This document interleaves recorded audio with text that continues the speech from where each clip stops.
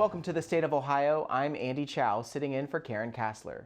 Republican House Speaker Bob Cupp took over the leadership role after former Speaker Larry Householder was removed from the post. We sat down with Cupp to talk about the year's biggest moments and what to expect in 2023. Looking back at everything that happened with redistricting, how would you assess that whole process? Well, I would agree that it was a very long process. It started in August of last year and continued.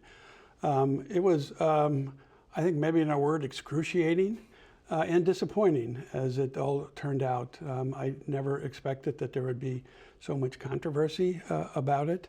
I think partly it's the design of the amendment. It sounded good in theory, that if you can't have bipartisan agreement, the districts only last for 4 years, but if you do, it's 10 years. That was thought to be, and I wasn't involved in it, but it was thought to be an incentive to do a 10-year and to work out an agreement. It turned out to be a disincentive, and the incentive was to go to 4 years. And I think that played a part in it. One of the other aspects of it is that because there was so much litigation, the parties couldn't actually get together and sort of talk about working out a solution, because if you did, it was going to end up in court. And so that was kind of discouraged what normally might have occurred as well. So I think one thing that people generally don't understand is that it was not only divided in the legislature, in the redistricting commission, but the Supreme Court itself was divided. Decisions were 4-3, and so it wasn't very clear-cut at all. So I'm hopeful in the new session that those things can get worked out and we can move on. Yeah, you have a unique perspective because you sat on the Ohio Redistricting Commission and you used to be a Supreme Court justice, so you were probably looking at it from a whole other perspective than what other people might have been looking at it as. Well, so yes, because I have an experience with interpreting the Constitution, and I think many people were disappointed that some of the decisions that didn't seem to reflect what was actually in the Constitution.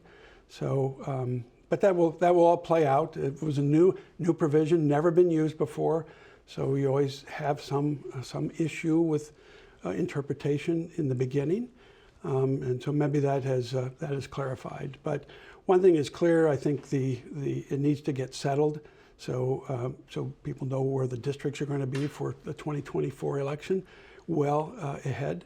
It was unfortunate we had a second primary election, and if the federal court hadn't ordered it, I'm not sure if we'd ever had a primary election. So just a lot of disruption, and maybe that'll get resolved. Speaking of disruption, it's interesting to look back at the year now, sitting here in December, at what other policymaking took place, and maybe sort of evaluating that against other years. What impact did the redistricting process have on just general policymaking? Did it seem to hamper just passing bills, business as usual? Well, it consumed a lot of time, and that did take away from some of the other issues. We think we got them handled, but it was sort of like doing double duty in many cases. So it was front and center. It's a very important issue, there's no question about it. What advice do you won't be on the commission next year, probably a little grateful for that maybe, but what advice do you have for leaders who will be taking on that role in the future? How would you like to see the process done differently? Well, that's I'm not sure what the answer to that is. Obviously, everybody has to go back to the drawing board and redo the districts, so we'll see whether the Supreme Court, has a different interpretation of it. And of course, the congressional one is now on appeal to the U.S. Supreme Court. So we'll see where those go. It would be good if the Republicans and Democrats could get together and come up with something that both can live with. But I'm not certain that that's going to be the case, considering the design of the constitutional amendment itself. As someone who sat on that commission for hours and hours, would you would you advise them to meet sooner than later? Well, the line drawing itself takes a lot of work, a lot of time. It's not, as I have said on occasion, it's not just like getting an Etch-a-Sketch out and drawing districts. There's a lot of metrics involved in it. And while you don't want to look at it in a political sense, yet when you're done, everybody looks at it in a political sense. So you have to be cognizant of that as well.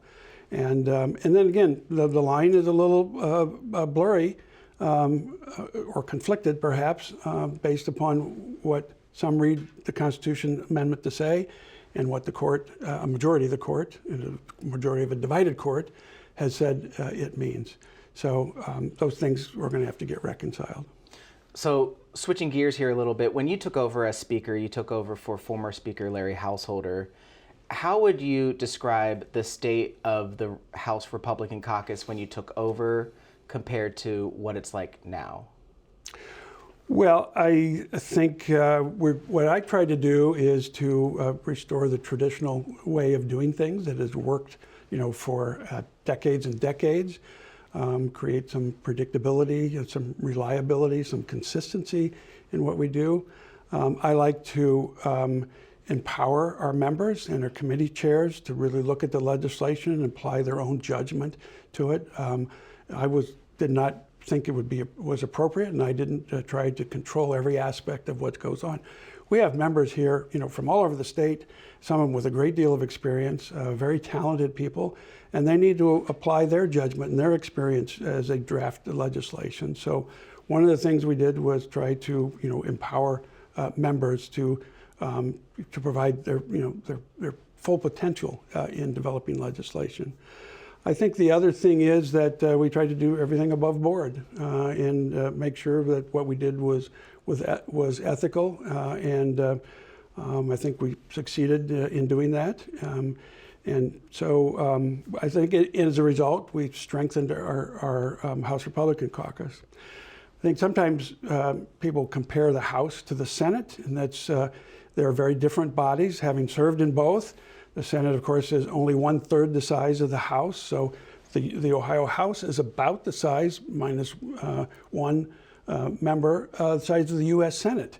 And so it's a much more dynamic institution. They're smaller districts. They more quickly respond to the public pressure and the public mood.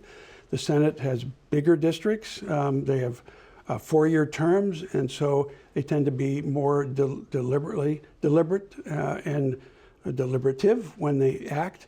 And so the two bodies can, in some cases, the culture is different.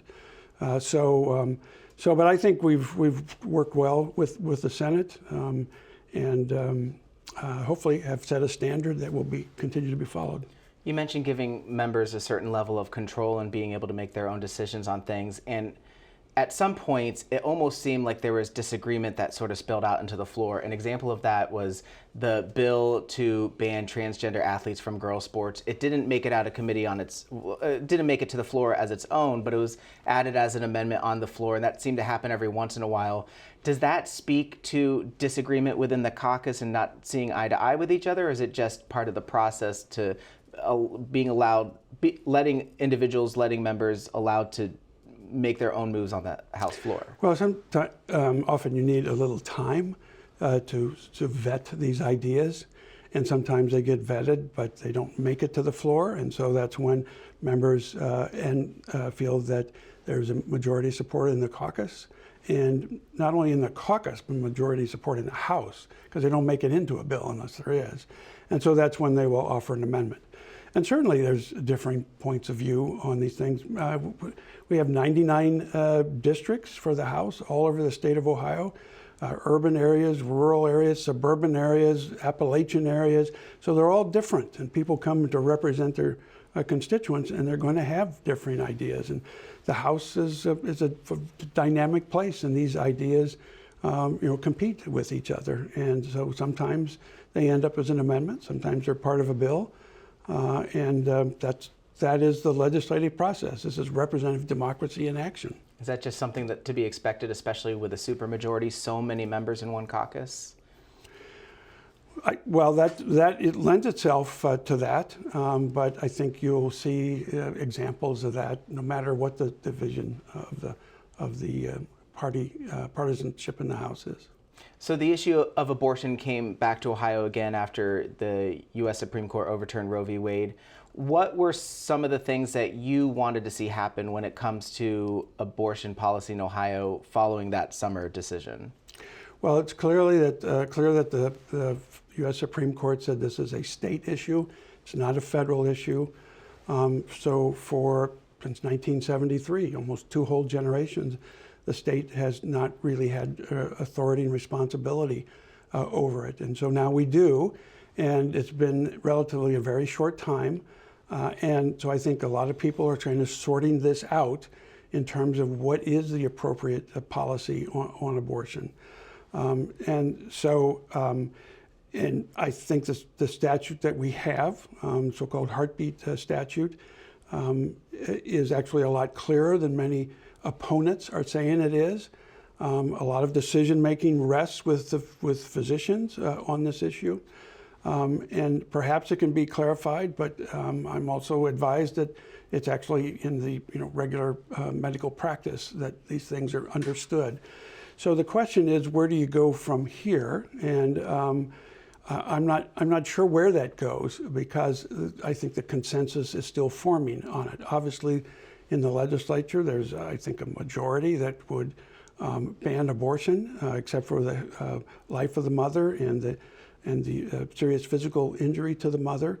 There is also, I think, some desire on the part of some to add some exceptions, for limited exceptions, time-limited exceptions for rape and incest. Those are very rare occurrences, but they do happen.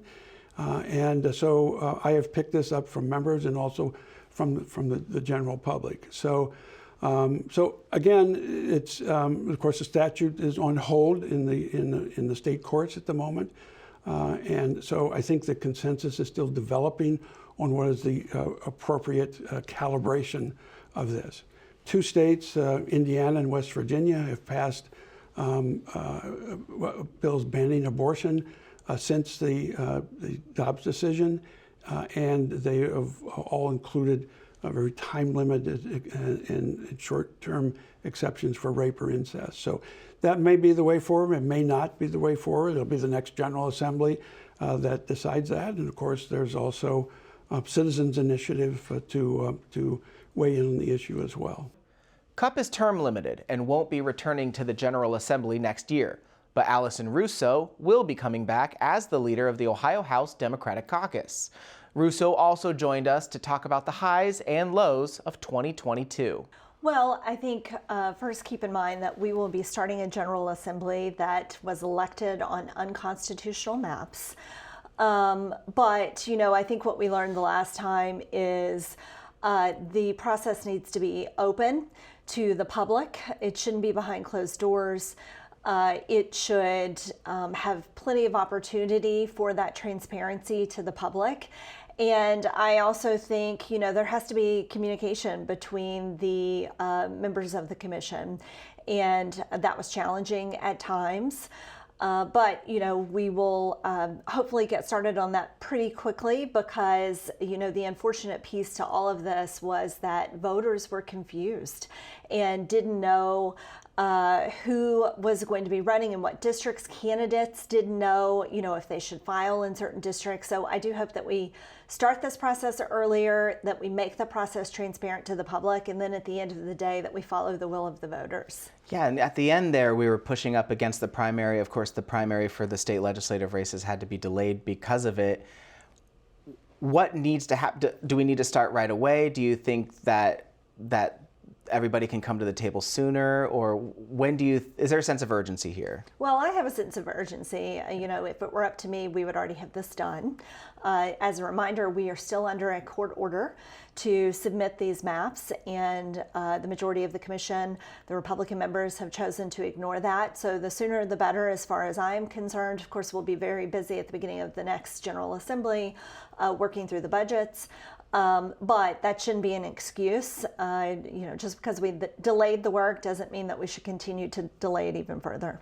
The Supreme Court ended up being the backstop to a lot of the maps that were passed. The makeup of the Supreme Court is likely to change with Sharon Kennedy as Chief Justice.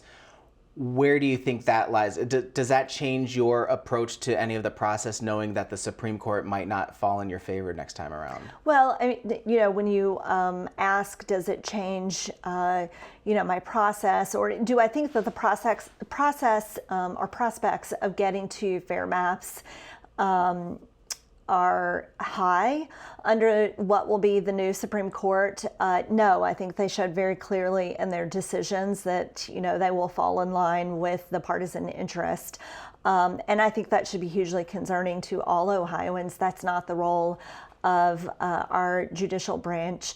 But that said, I will continue to work forward and, again, try to achieve what the Constitution says that we should do, and also, what I know is the will and the intent of the voters.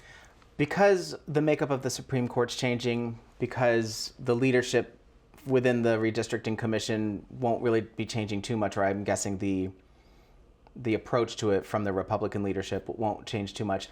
Is there a need for a constitutional amendment? Is there a need for citizens to go back to the ballot and change the process again to achieve what you say is more fair maps? Well, I think what we learned in the last in the last round of this, and what has happened so far, is that it did not work as it should. There is no way to ensure that the members of the commission are following through on the intent of the voters. So I think that there are certainly revisions to the process that need to happen. Perhaps it needs to be taken out of the hands of politicians and put in the hands of independent commissioners. I will leave other folks to work and decide what is best. But if it goes back to the citizens, I would be supportive of that.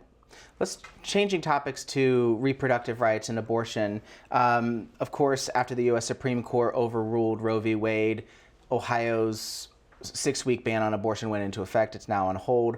What should voters expect from the legislature? What would you like to let voters know about that might be coming from the legislature in regards to abortion laws next year? Well, one of the surprising things that didn't come out of lame duck was, there was a lot of talk amongst the Senate president and the governor about their intent to clarify much of the confusion that we knew was going to happen with the 6-week abortion ban. In fact, we had doctors who came and testified about that back in 2019. Of course, that didn't happen. And my guess is it didn't happen because there are some very extreme perspectives within the caucuses of both chambers that want to do things like ban procedures and birth control at conception, want to make it difficult for families to get access to in vitro fertilization treatments, all of these things. And so to me, I'm quite alarmed about what additional may come in the next General Assembly, because we see that the Republicans who are represented at the State House in both the Senate and the House are becoming more and more extreme, particularly regarding their views on this issue of reproductive choice. Something you mentioned there, and what came up in the lawsuit that ended up blocking the ban, is vagueness or confusion. And you mentioned confusion with redistricting too. Are these laws that are being passed through the legislature too confusing, and is that to the detriment of Ohioans in this state? Well, I think, when you rush through legislation and the process, which is what we saw in this lame duck that happened, there are things that are not discussed. There are unintended consequences. There are errors in the language. There's vagueness in the language.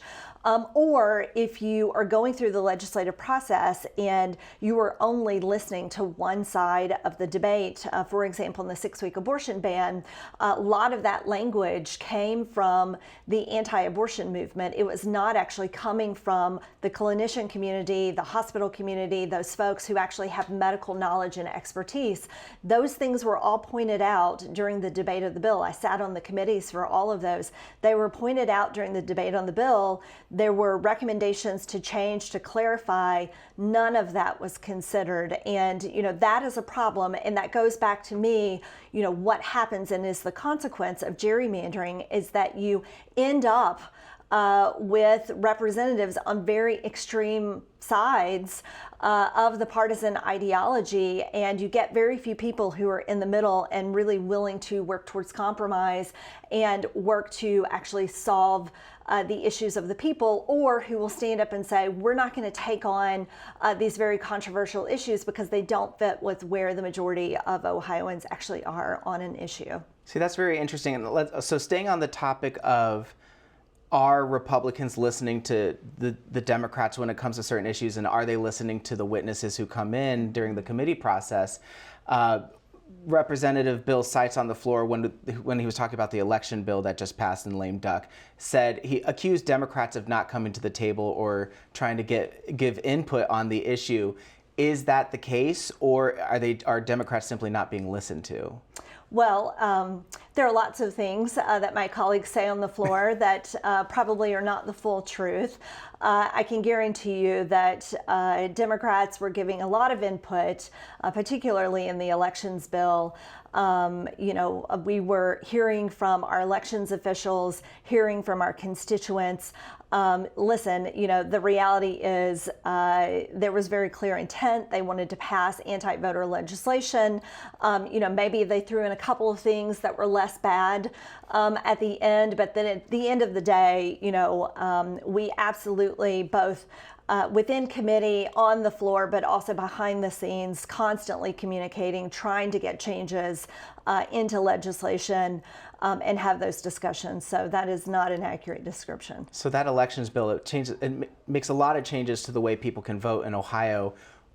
How do you see that playing out on the next election day, all these provisions playing out on the next election day? Well, what will be interesting with this particular bill that passed is I anticipate there probably will be some legal challenges because of some of the federal election implications as well, and federal election protections. So we'll see how that plays out. But the reality is, we have seen over the last couple of cycles and over the last decade, I think it more challenging for voters to access the ballot box, whether, we make it more difficult for them to register. We've now put into the Constitution, because of issue 2 that recently passed, they are locked out within 30 days. So at a minimum, they have to make sure that they are registered 30 days before election. They are locked out. We don't make the registration process easy. We don't make the absentee voter process easy. We don't have online access. We limit those drop boxes to 1 per county. So regardless of if you are a county of 1 million people or a county of only 12,000 people, same access. Now we've added this photo ID piece to it, which I think, the vast majority of individuals believe that we should have some sort of identification process, but it's important in the details. What IDs are we accepting? Who are we excluding? For example, we heard from organizations that represent older Ohioans and how difficult it is for them to get access to these photo IDs. Often they don't have a need for them because they're no longer driving or for a variety of reasons. So we really have to think about what is it that we're doing to prevent people from ever being able to cast that vote. And, to me, this is a fundamental freedom, and we should make it as accessible as possible to our citizens.